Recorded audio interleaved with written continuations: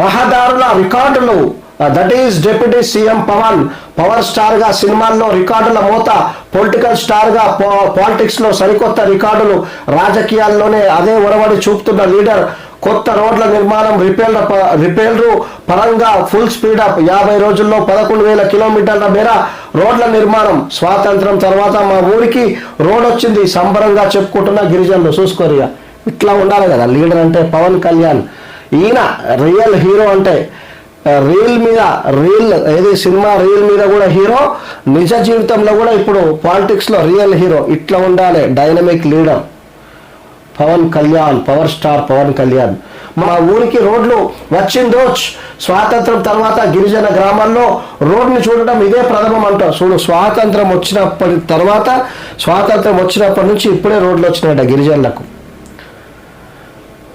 స్వాతంత్రం తర్వాత గిరిజన గ్రామాల్లో రోడ్ని చూడడం ఇదే ప్రథమం అంటూ ఏపీ జనం హ్యాపీగా ఫీల్ అవుతున్నారు.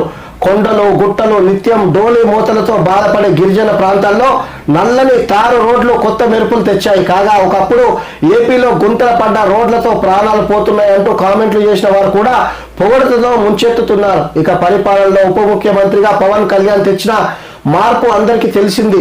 గ్రామాల్లో రికార్డు స్థాయిలో జరుగుతున్న అభివృద్ధి పనుల గురించి అంతా చర్చించుకుంటున్నారు. అయితే ఇందులో పవన్ అభిమానులు అయితే ఒకప్పుడు సినిమా రికార్డుల గురించి మాట్లాడుకునే వాళ్ళం, ఇప్పుడు పొలిటికల్ రికార్డులు, పరిపాలన రికార్డులు, అభివృద్ధి రికార్డుల గురించి మాట్లాడుతున్నామని చెబుతున్నారు.